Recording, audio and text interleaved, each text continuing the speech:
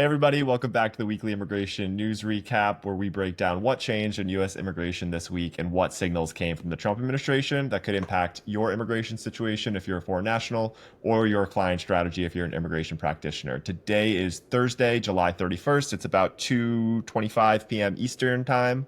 And this episode is going to be released tomorrow morning on Friday, August 1st. Cecilia, I always say that because all the news comes out on a Friday and people will listen to this and will miss like the top three headlines. So we'll cover it next week. I've already alluded to her being here, but to recap the news with me today, I'm lucky to have my friend and one of the smartest minds in immigration policy, Cecilia Esterline. Cecilia is a senior immigration policy analyst at the Niskanen Center. She focuses on employment-based visa policy, international student retention, and economic analysis. Her commentary and research has been featured in the Washington Post, CNBC, Bloomberg, and a whole bunch of other media outlets. So, Cecilia, thanks so much for making the time to recap the news with me today. How's everything going? Good. Thanks so much for having me. Happy to be here.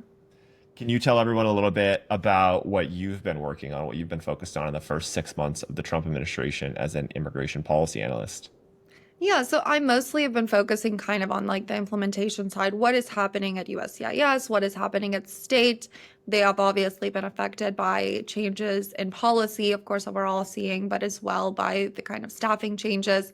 So I've been trying to track with the best I can with the limited data that's been available as to what is happening with processing times, what is happening with the delays that we're seeing. Are there changes in how these are being evaluated or adjudicated, or just in appointment availability? So I've been kind of focused on the implementation side, seeing what's happening and kind of playing it slow and seeing what's to come. Rough ballpark percentage, but how much of the policies that the Trump administration has rolled out on immigration have surprised you? And how much did you see coming? Like 70-30, you saw most of it coming, or, 20% surprised you? What is it?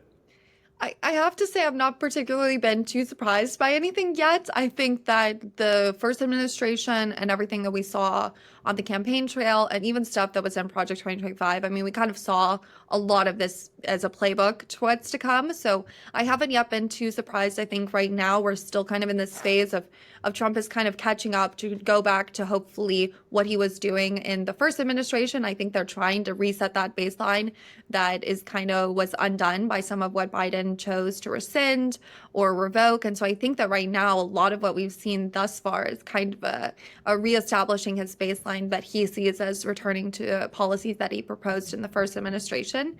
And obviously, some of them are different as well in response to the first administration or to the Biden administration. But I think a lot of it is something that we could have foreseen.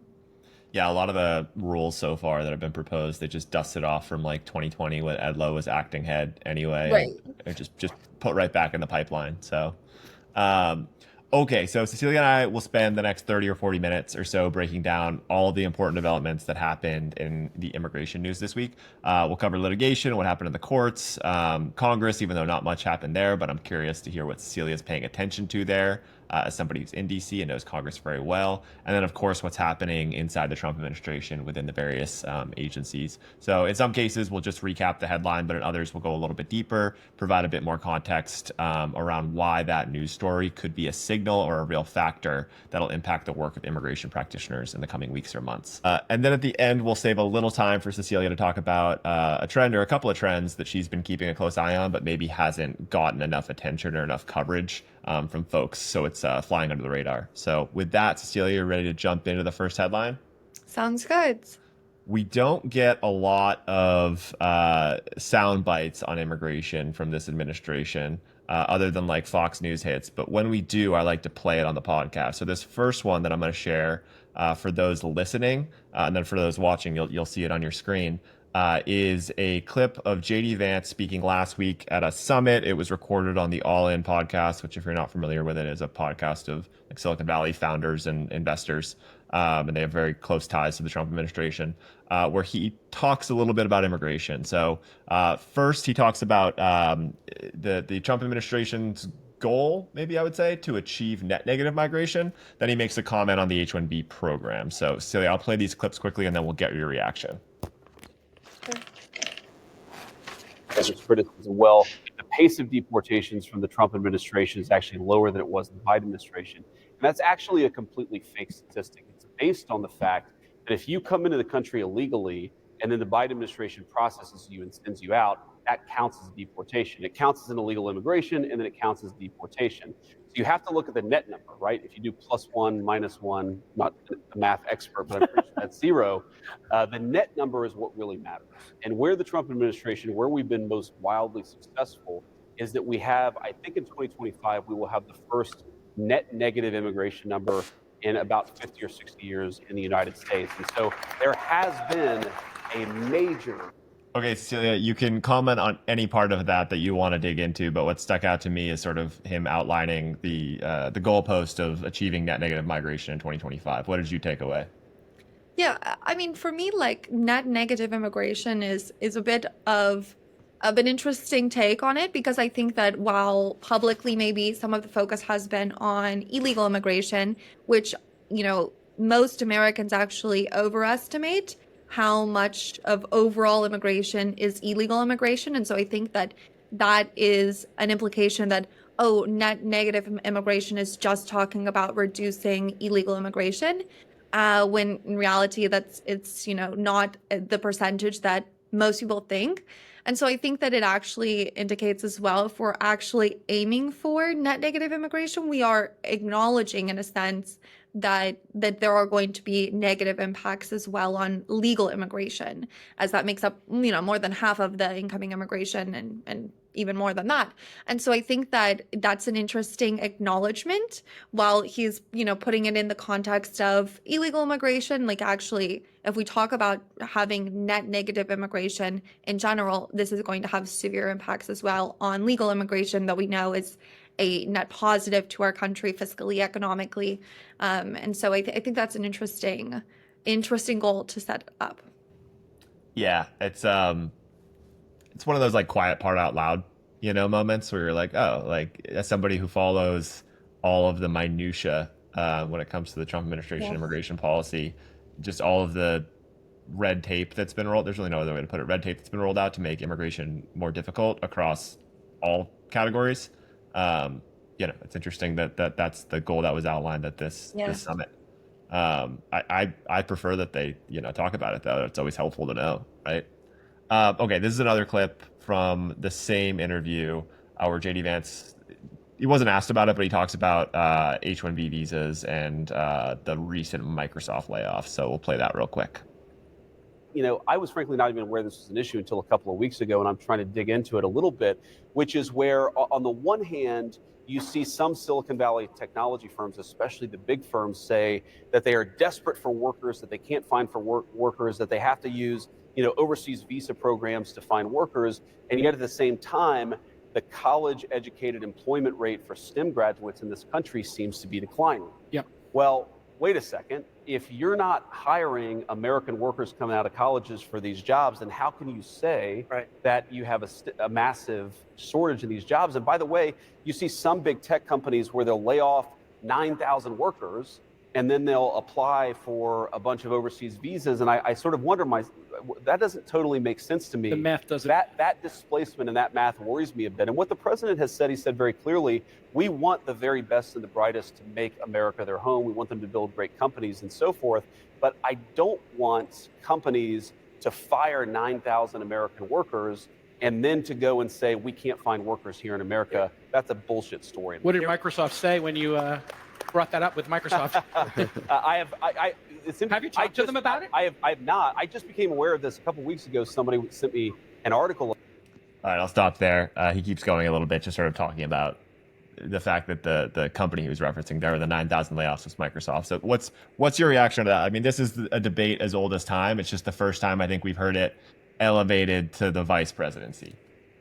Yeah, I think, this conversation actually presents an opportunity. I think that it's kind of framed as a way to shut down a conversation or to dismiss legal immigration, but I actually think there's kind of an opportunity for better conversation there. We know that H-1B dependent employers have more requirements to prove that they're not kind of, replacing American workers with it. But we've also seen how there are other programs where they can't possibly have fired anyone in the past 120 days.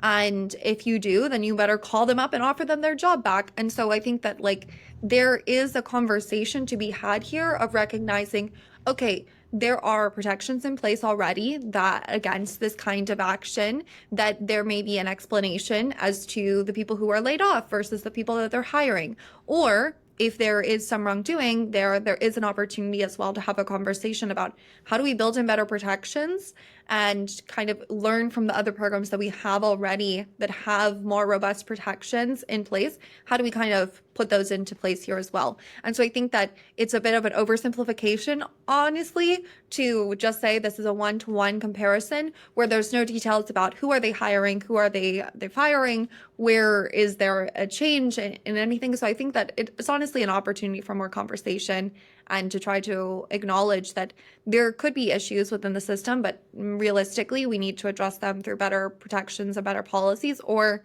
better usage of the programs that we already have in place and protections we have there. What's been your take on the whole tug of war within the Trump administration around the H-1B visa program? Because it's been going on since that over Christmas last year, a Twitter spat broke out between Vivek Ramaswamy, Elon Musk, and Steve Bannon, I think. And like everything else in the news cycle, it got buried after a while, but it's been going on continuously behind the scenes. With when Joseph Edlow's nomination was announced for USCIS director, I was like, okay, well, the Miller wing won that battle. Not to say that Joseph Edlow in any way is anti H-1B, but he's certainly not Vivek Ramaswamy, right? On it. So what's been your take on sort of following this, and where you think ultimately the Trump administration will fall on what's traditionally called high-skilled immigration, employment-based immigration for tech companies and white-collar workers? Well, I imagine we're going to get into it in terms of the coming rule regarding the compensation. But I think that there is going to be the skepticism, I think, is something that's going to win out.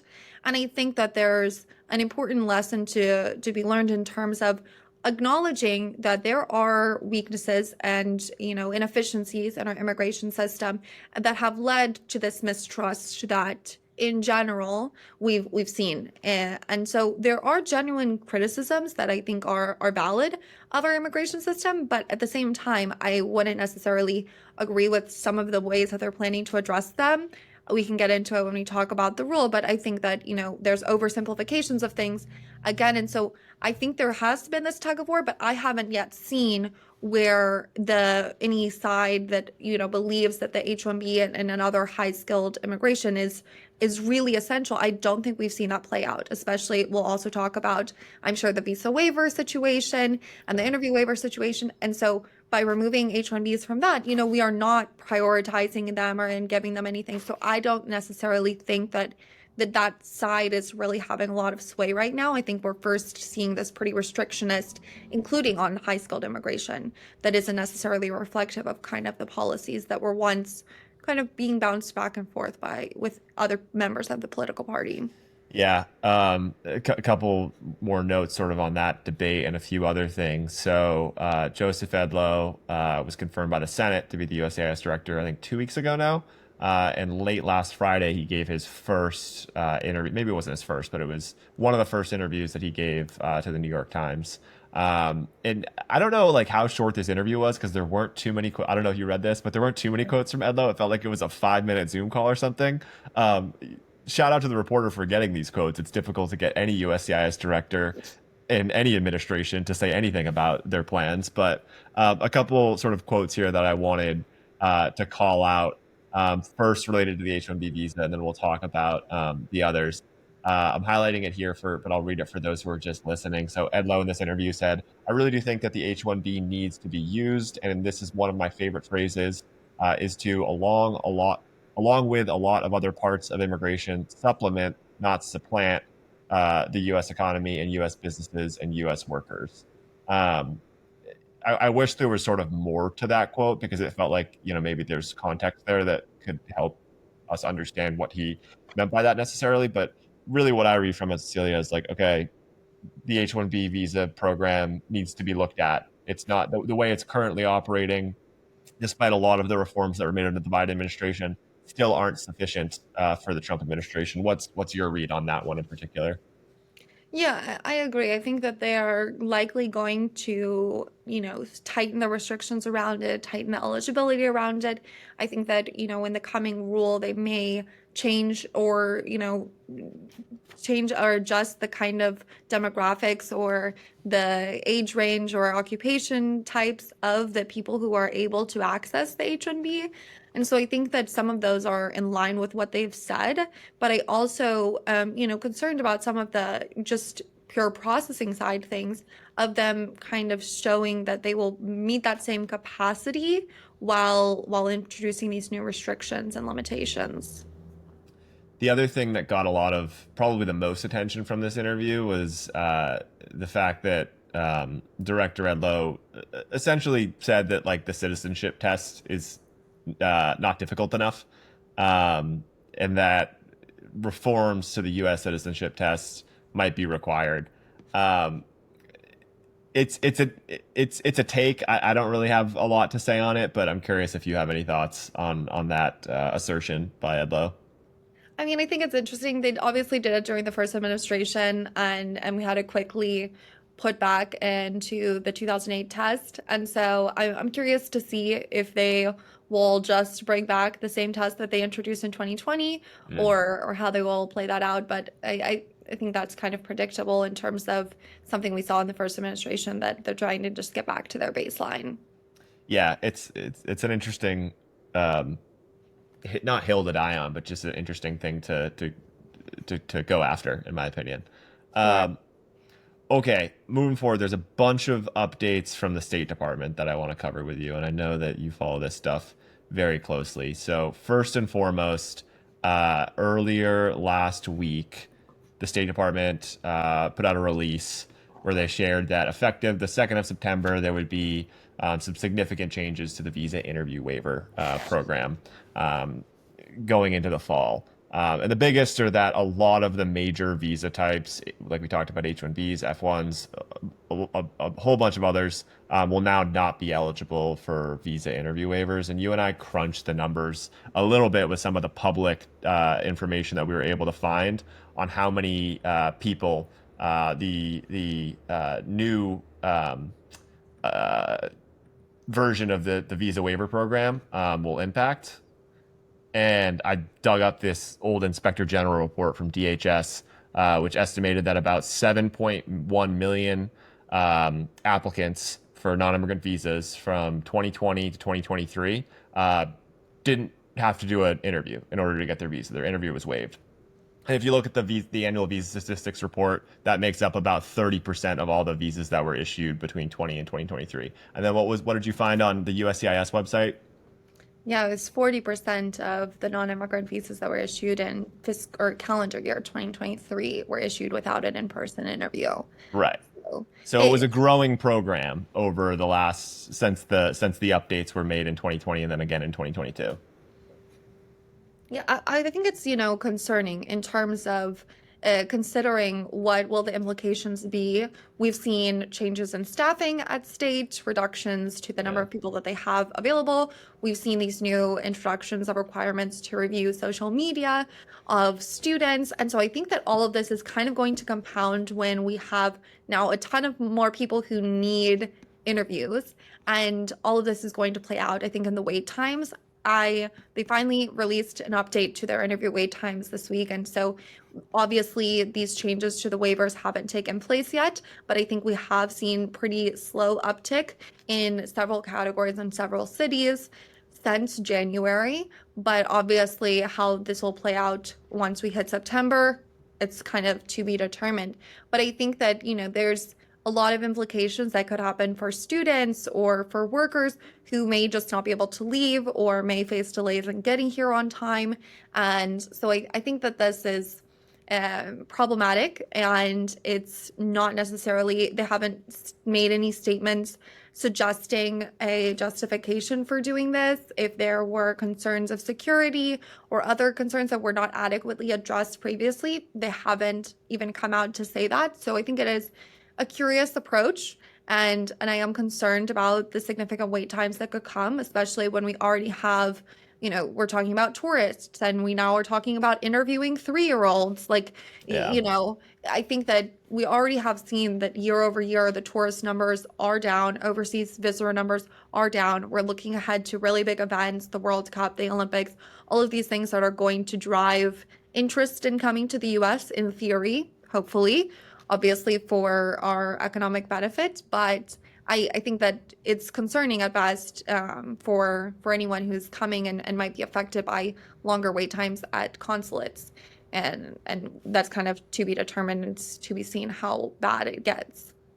Yeah, I threw up the updated wait times on the screen here. Like you mentioned, we didn't have an update earlier. The latest update was from the 25th of May, and then this one came out, and it's the 29th of July. So we went 2 months without any real update. Did any of the posts stick out to you in particular? Like for me, when I was looking at the the highest volume posts for student visa issuances, like they weren't terrible. Like they're not great, but like Beijing, issues a ton of student visas. Or sorry, not Beijing, Shanghai does, and the wait times I think were like 3 months, so it wasn't terrible, but not great. When you were reviewing it and maybe comparing it to the past wait times, what stuck out to you? Yeah, I don't think there's any that are totally egregious yet. I think that it could get worse. I think that there have been anecdotal reports that people who had, interviews scheduled for other visa types had their interviews rescheduled to accommodate the student visa demand. I think there's also been reports of students getting caught in administrative processing, which can last months, like it's kind of an unclear timeline of what happens once you get to administrative processing.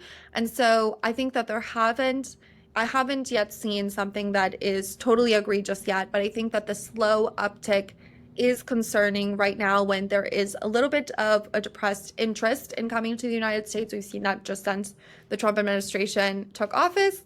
We've seen a little bit less interest in coming to the US, but as people get used to this is the new normal, okay, and the times of the travel ban have kind of, that's news has kind of settled.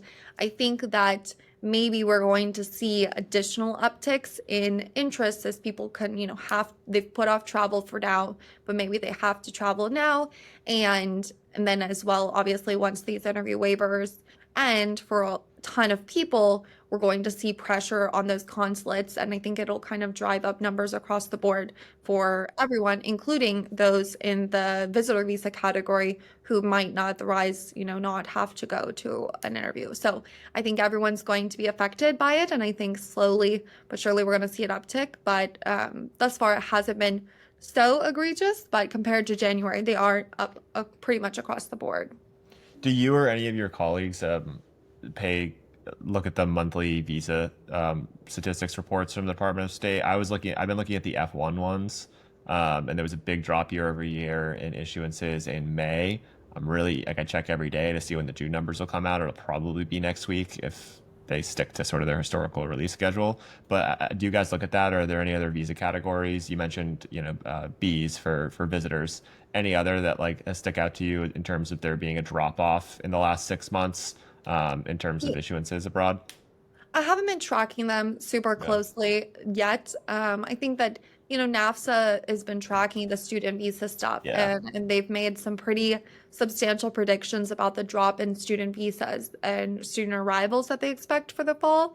And so I'm curious to see how some of that plays out, and some of the other categories that might be affected or have lower interest, or are people going to Canada now that Canada's locking things down a little bit tighter? Like, what does that mean for businesses that are kind of looking for alternatives, who are struggling to get an appointment or struggling to get a visa?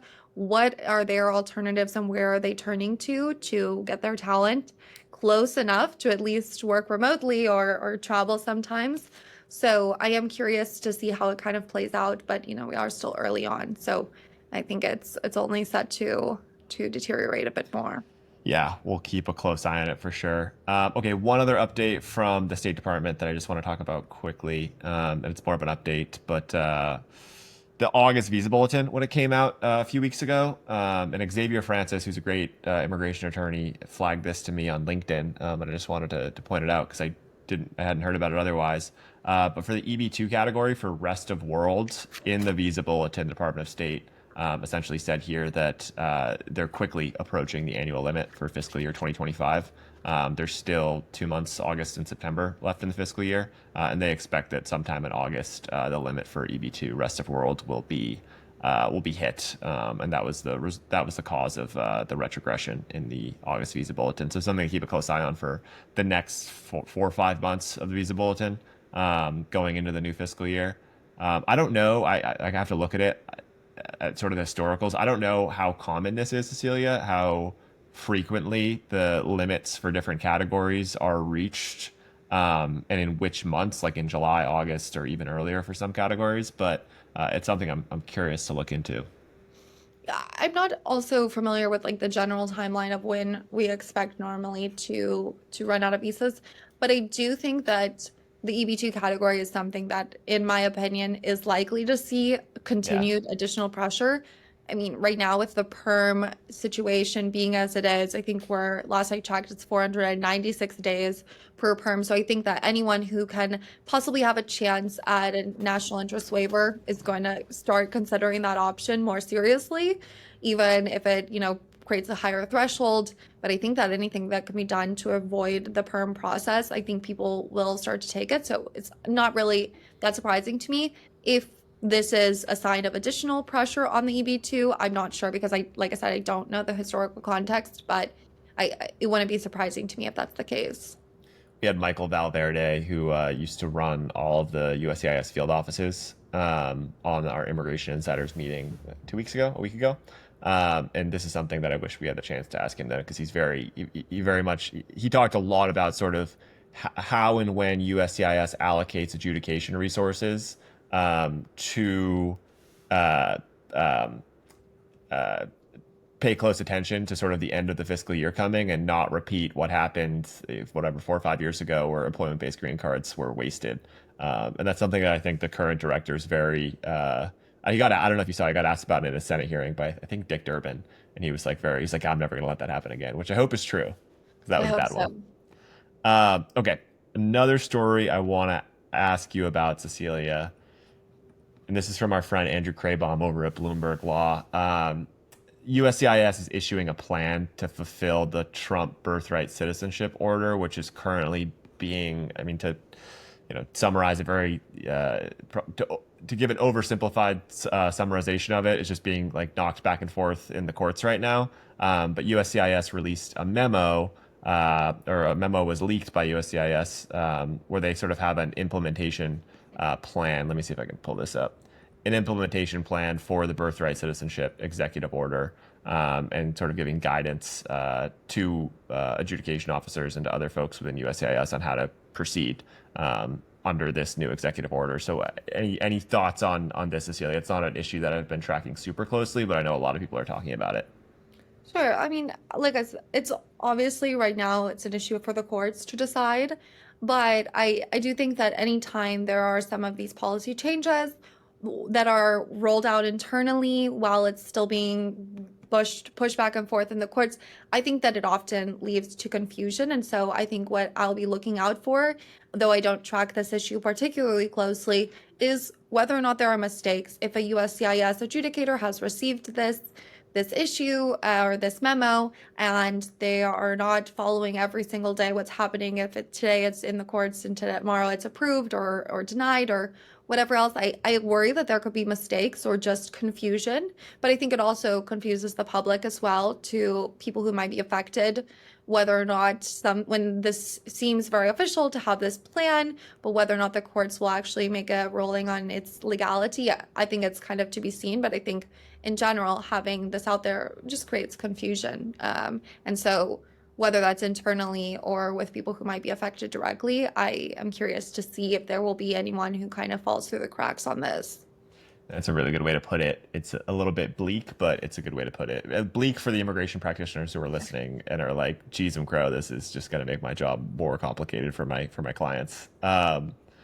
Okay, that is it for sort of the headlines from the last 12 days or so. That was a lot. But since I didn't have you here in the last month when two other big headlines came out, Cecilia, I just want to sort of get your thoughts on them. So I'll share my screen with an article that I've shared before on the podcast from Andrew Craybaum, just sort of recapping what happened. But earlier in July, DHS started to put together a rule for a revised selection process for the H-1B lottery, what they're calling a weighted selection.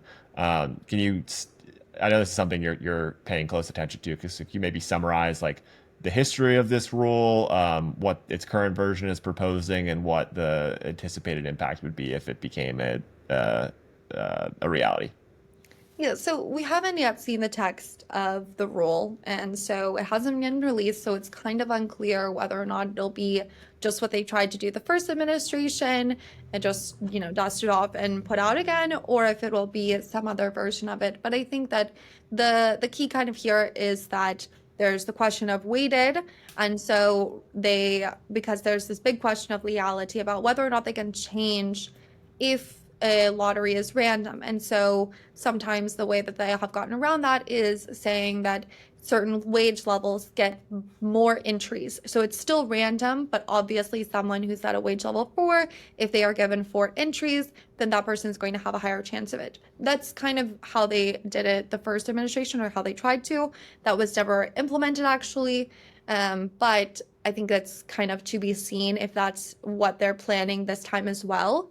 I think that there have been only reports that it will be based solely on compensation, which of course is most problematic for our retention of international students who are recent graduates, who are less likely to be at a wage level 3 or 4.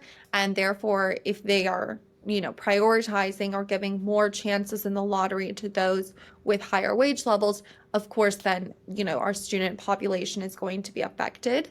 And so I think that's pretty problematic. It also affects our ability to attract international students if there are limited options for them to come into this country and stay afterwards working. And so I think also just for our retention of talent, if we have new and emerging talent in fields that there weren't people graduating with degrees in AI 10, 20 years ago, but those are the people who are receiving the higher wages, I think that it could be pretty problematic. So I think everyone's kind of waiting to see the text of the rule when it is released, and there will be a comment period, and then before it is actually implemented. But I imagine that it'll be fairly similar to the rule as it was released in the first administration, but there will be legal challenges as well, because there are different opinions over whether or not they even have the authority to change how this is selected. So I think it'll be interesting to see how it plays out, and of course I will be commenting on the rule with all my thoughts. So I learned about this from you before the election. You wrote this great report analyzing all of the immigration provisions in Project 2025. And I remember that in there was, and correct me if I'm wrong, there was a amended version of the rule that was proposed in 2019 or 2020 to prioritize prevailing wage level 3 and 4 in the lottery. Is that right? Am I citing that correctly? Yeah, so the Project 2025 suggested that they completely eliminate prevailing levels 1 and 2. Okay. Right, So that's 1 what and it 2 was. are going to be totally eliminated. So it's Yeah. only going to be 3 and 4. We also saw in the first administration how they tried to rapidly increase the distinction of what actually qualified as 1, 2, 3, and 4. They tried to push it way up. And so I think that if they're not able to be successful with it in the lottery selection, they might go back to one of those other options of trying to eliminate another some of the lower wage levels, or increase the percentile that they have to be at. And so I think that it's not going to be the last rule that we see on the H-1B. Whether or not it's implemented is to be determined. But even if it is, or if it's not, and it's blocked by some sort of legal action, I think it's definitely not the last rule that we will see on it. And there will be throughout, I think, the administration, a focus on prioritizing H-1Bs based on salary, which has its complications. Yeah, I haven't looked. The government Q3 LCA data isn't out yet, but the last 2 years since the fraud reforms in the H-1B lottery were put into place, the LCA data is a pretty great sample of what types of positions are being filled by H-1B workers who are selected in the lottery. Because back in the day, folks would file an LCA before they, and you probably did this when you were a paralegal too, before you would even submit the application into the lottery, just so you would have it ready to go. Now you do the online registration. If you get selected, then you'll file the LCA and put the case together. So if you filter it by just H-1B cap petitions or LCAs for cap petitions, you get a pretty good sense of like, okay, these are the jobs that are being filled by these H-1B workers who are selected in the cap, and included in there is prevailing wage. Have you or anyone looked at what the breakdown of prevailing wages are for cap I don't know selectees off the yet? top of my head, Yeah. but the majority, I believe, are level 2 Yeah. in terms of initials. And then obviously once you get into renewals and people who have been in their job longer, then you get more into the higher wage levels. But I believe that the largest group is in level 2. I'll give it a fresh look when the data comes out. Maybe post something about it on LinkedIn.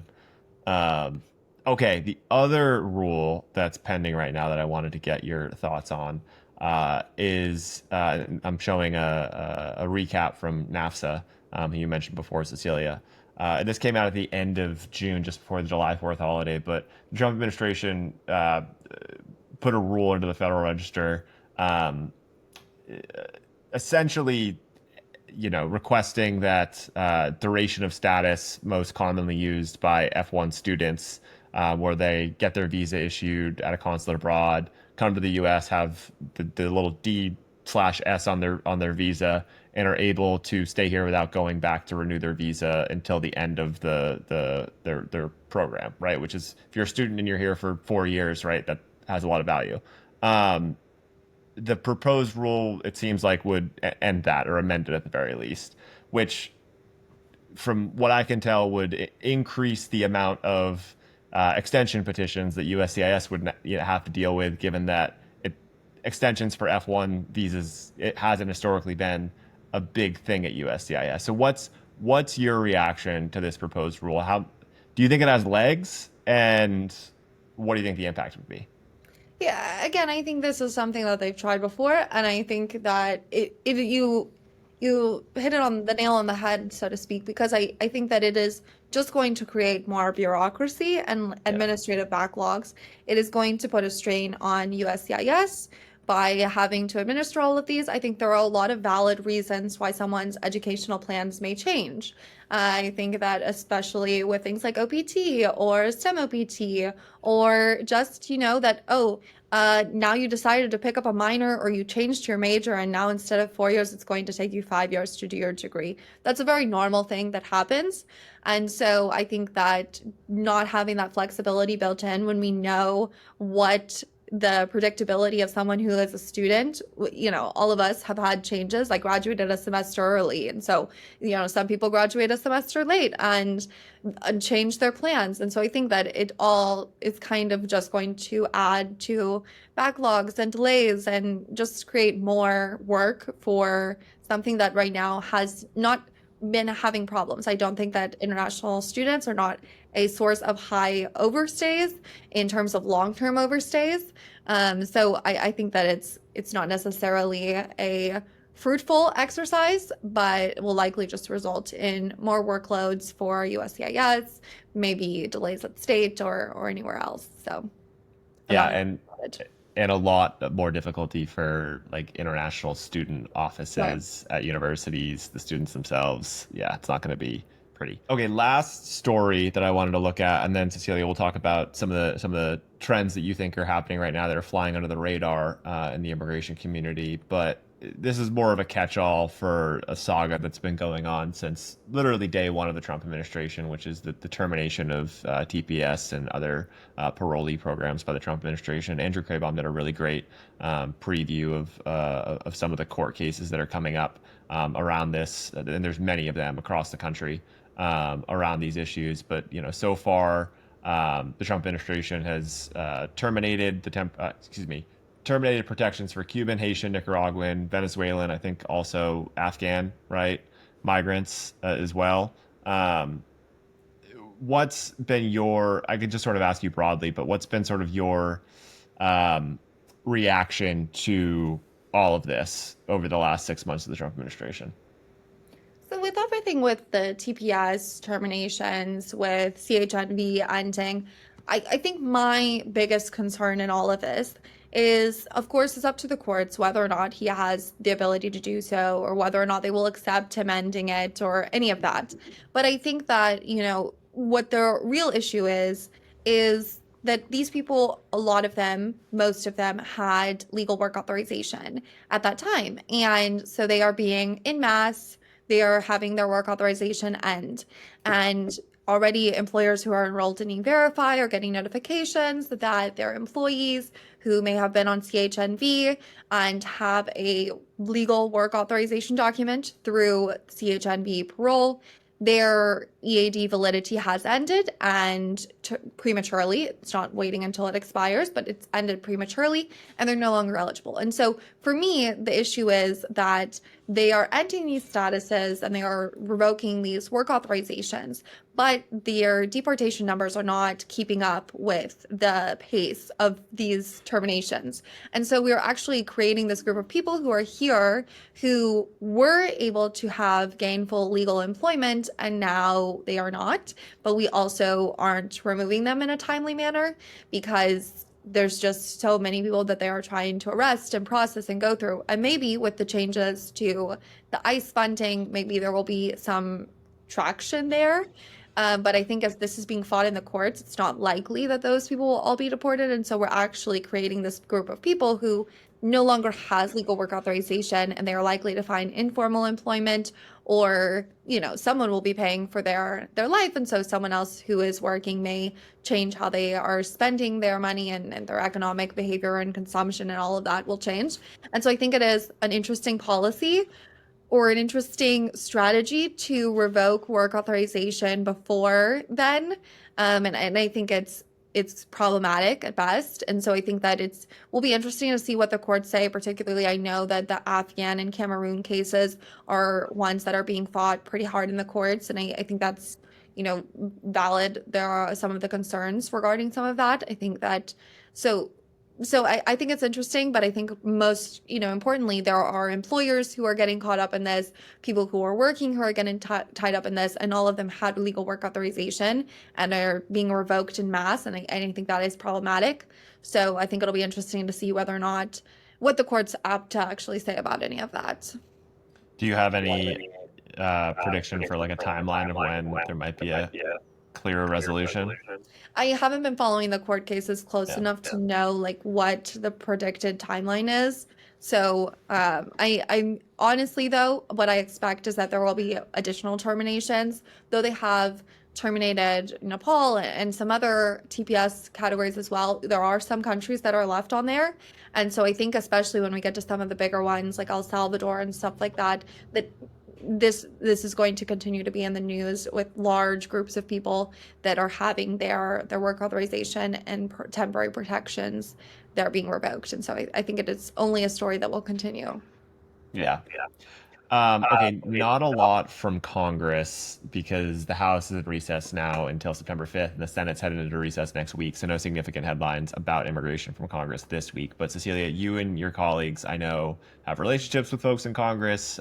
You follow what's happening there very closely. Is there anything that you think immigration practitioners who are listening to the podcast should be keeping a closer eye on from Congress in the next 6 months?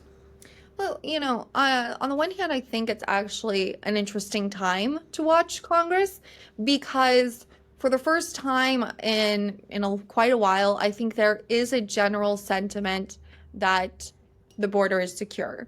And so the argument of we'll do it after the border, we'll fix the border first, and then we'll do legal immigration, like any kind of argument like that is kind of gone now. And so between the border is secure and reconciliation, I think there's kind of maybe a little bit of an opportunity here to have more constructive conversations about, okay, we've addressed that and now what? And so I think that we may see changes to things like on the H-2 front, as there are, additional pressures on those programs as a result of increased enforcement. And so where that traction really goes, and if it has any legs beyond general conversation, I think is to be seen, and it'll depend on how much lawmakers are willing to put themselves out there and propose things. We've seen the Dignity Act come out in quite a revised version. I don't know if that has traction or not, but I think that there have been changes to, significant proposals that are coming out. And I think that maybe for the first time in quite a while, there is this sentiment that the border is secure, so maybe we can focus on something else other than just that. And so I think it'll be pretty interesting to watch and see who's willing to step forward and come up with constructive ideas. And I'm curious around all of that. That's a great point. If you paid attention to cable news at all during the last 3 years of the Biden administration, that was the exact line that you'd always hear from lawmakers. It's like, well, we need to secure the border first, and then we'll talk about legal immigration. I know that there was a lot of reporting from some of the DC insider journalists before they prematurely put the House in a recess that a lot of the different factions within the House were putting together plans for their own immigration bills that they were jockeying to get support from the White House on. So I wonder if that'll pick back up in September or not. Right. Yeah.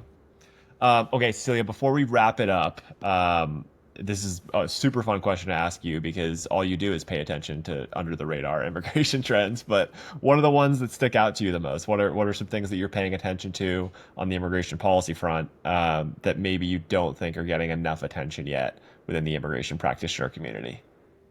Sure. I mean, there's a few things going on. One is that something that I'm waiting for. I don't know if it's going to happen in the next few weeks, 2 months. I don't know when it's going to happen. I expect months.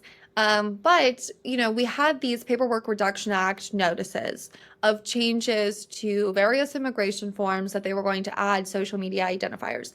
We've seen how the social media situation played out at state of this being a fairly large undertaking, making people put their social media on public, which is a pretty intrusive ask if you ask me.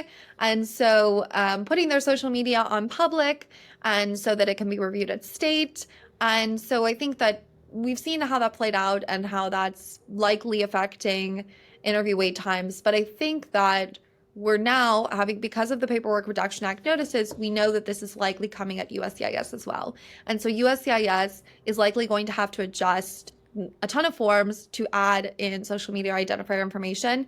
And I think that the entire changing of a form is always an interesting thing to watch. One, we saw when they played it out without a grace period and chaos ensued, and then they had to retroactively introduce a grace period after they had rejected forms already. And so I think that that's one thing to watch is, are they going to roll it out in a smooth and seamless way? But also, on the other hand, what is going to happen once they do put this information on there? Someone has to adjudicate it or review that information. And so are they going to say anyone who's ever requesting any immigration benefit has to have their social media on public? And are USCIS officers going to have to go through that? And how are they going to do that? And what time is it going to take? And so I think that's coming down the line. I don't know how or when that's going to be implemented and how devastating that is going to be in terms of for our processing times at USCIS. They're already pretty not inspiring. So I'm curious to watch that. The other thing is, of course, Can I just say on that one, just for the immigration practitioners, I'm really glad you brought that up because it's important. We obviously at Lawfully, we track RFE rates really closely for all different form types, but we're tracking at any given time about 25% of all H-1Bs that are pending with USCIS. So we're able to look at real-time RFE rates in a way that maybe one or two other big immigration law firms would have a large enough sample to extrapolate beyond just what the extrapolate beyond just their own cases. And you could track a timeline of like USCIS changes the forms, and within 30 days, RFU rates just start ticking up, just out of pure confusion a lot of the time from immigration practitioners, from the adjudicators themselves, and also just from like, oh, that form was submitted when? Okay, well, it should be the new version of the form, but it's not. And that just results in a lot of unnecessary RFEs, and that's something that creates a lot of friction for practitioners. Right. So yeah, I'm glad you brought that one up, because I remember hearing about it and then not hearing about it. So I'm also curious as to when when USCIS might roll out the new versions of those forms. Even if someone reports their social media, I think one of the other questions that I raised in this as well is how are they going to adjudicate whether or not that is a complete listing of every social media account someone has ever had? There are some obscure social media websites. Do I remember every login I've ever made for them? What if someone makes a burner account that they don't post anything on? They just use it to lurk on their exes or something, like, Right. Which it's is all of just Twitter, all of right. X.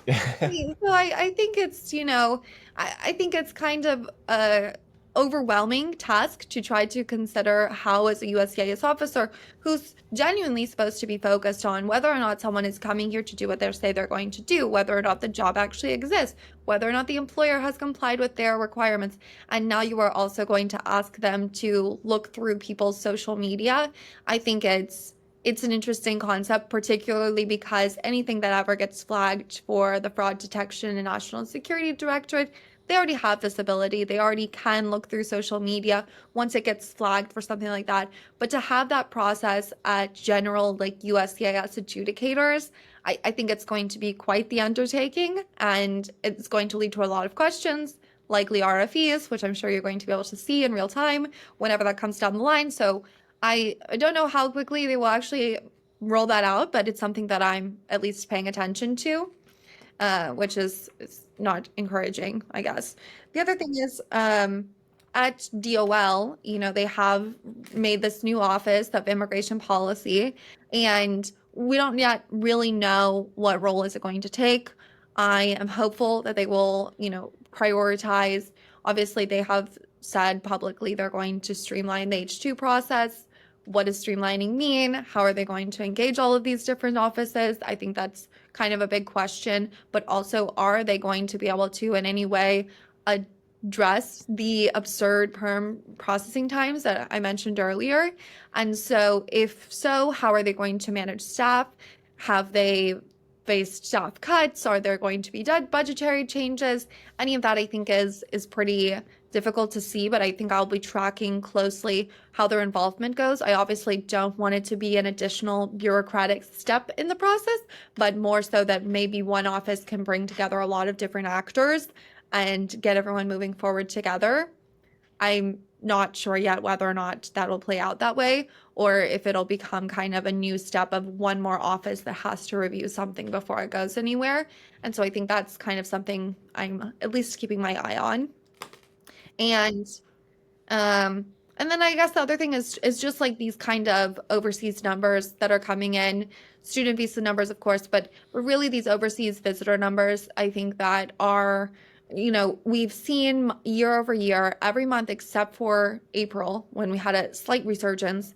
And I think that was in part due to the announcement of the travel ban and kind of like dispelling some concerns around what that would be, because there would be a lot of questions when the first reports came out that it was going to be 40 countries. And so I think that, we've had year over year declines, which are the first year over year declines that we've had since COVID. And so I think that those have economic implications for, obviously overseas visitors are, they bring tax and consumption spending to the US. And so how that plays out, obviously economically, but more so in terms of what does it actually mean for some of these big international events that are to come, or for kind of the industries that are most reliant on that international tourism. And so I'm tracking that, and also trying to track down, is it a change in desire to come to the United States, Are there going to be worse changes when we have now this new visa integrity fee where everyone's going to be paying this $250 to come to the US? Or is it really that there are significant barriers to coming by not being able to get an appointment or facing additional scrutiny at an appointment? So kind of watching what happens with those numbers as some of these new policies take effect, whether that's, like I said, the visa integrity fee or some of the other things. And so watching what happens with those numbers is something that I'm trying to keep my eye on. But of course, it's a lot of information to keep track of, and hopefully, we see some modest improvements in some of it soon. It's what I'm so curious about with the student visas in particular too, Sure. because the pause in visa interview appointments, we don't know exactly when it happened, but it was reported, the cable was reported on May 27th. And if you look at the May numbers being down like over 20% year over year, you have to wonder like what the cause of that is. How much is it's more difficult, right, to get a student visa versus it's fewer and fewer students are choosing to pursue Sure. higher ed in the United States. And I think we'll never have an exact answer to those questions for all the different visa categories, but it's, something worth digging into because The first administration, there were a lot of surveys of students that asked those kind of questions. And particularly the most high achieving students who have alternative options that, maybe they'll go to the Right. UK, maybe they'll go to Canada, maybe they'll go elsewhere. Particularly the highest achieving students who have alternative options. Many of them during the first administration, some of them cited, of course, difficulties with visas, but some of them also cited kind of the political motivations or their perception that it might be harder to get a job after graduation due to immigration concerns as well. So I think that's obviously something to watch as well as we go through the next few years. Absolutely. Yeah. Well, Cecilia, I really appreciate you taking the last hour of your day to do this with me. We covered a lot of news today. There's still more that we didn't cover. So for those listening, sorry if we missed something that you were interested in hearing about. But before we wrap up, where can folks who are listening follow you, Cecilia? Where can they follow your work? Sure, you can find me on Twitter or on LinkedIn, or you can just follow my work on Niskanen Center. Again, my name is Cecilia Esterline, so you can find me anywhere. Are you posting on LinkedIn more? That's where all the attorneys are. I try to post on LinkedIn, I do, but sometimes, Twitter is just faster and easier. But I do try to bring it to the LinkedIn world because I do know that that's where a lot of people are. So I do my best. You had one reviewing the government Q2, rest of the world Q1, January to March USCIS data dump that like went, for LinkedIn pretty viral amongst the immigration attorneys. And I've seen a lot of copycats of people just like grabbing exactly what you said and now posting about it on LinkedIn. So I think you have some traction there that you should when Q3 drops, I'll be ready to share that as well. The biggest thing that I've noticed is because when I cite data, I always just cite it in like business quarters or calendar year quarters because everyone gets super confused. They'll like DM me and be like, "Are you serious? Like as of June, numbers are down this much or the backlog's this high?" And I'm like, "No, that's March, but like I can give you June numbers because that's something that we track at Lawfully, which is a lot of fun to have access to." But okay, well, I have a plug for you, but do you have any plugs for the listeners? Anything you're working on in the next couple of months that you want to share about? Well, there's a lot going down the pipeline, but nothing that I am ready to announce yet. So just keep an eye on my pages and then you'll see what's coming. Fair enough. Well, if you are an immigration practitioner and you enjoyed listening to Cecilia and I's conversation, but you were saying to yourself, man, I wish I could hear more from her, or I wish I could ask her questions directly myself, I have good news for you. You can if you come to Lawfully's Immigration Insiders meeting on August 13th in about 2 weeks. Cecilia is going to be our special guest co-host with myself and Matt Gale to answer your questions as immigration practitioners and look at a lot of our real-time data on USCIS case processing trends. Cecilia, I don't know what we're going to look at yet because like between now and August 13th, so much can change where it's like, oh, we should look at 765s for this category, or we should look at 485s. We don't know. We'll figure it out, but we'll definitely have some interesting data, some interesting trends to share with you all. And then, of course, you'll have Cecilia's insight as well, which is worth showing up for in its own right. So I'll put the link to register for that meeting in the description so folks can go ahead and take a look. Well, Cecilia, thank you so much again for joining me, and we'll see everybody next week. Sounds good. Thanks so much for having me. See you guys soon.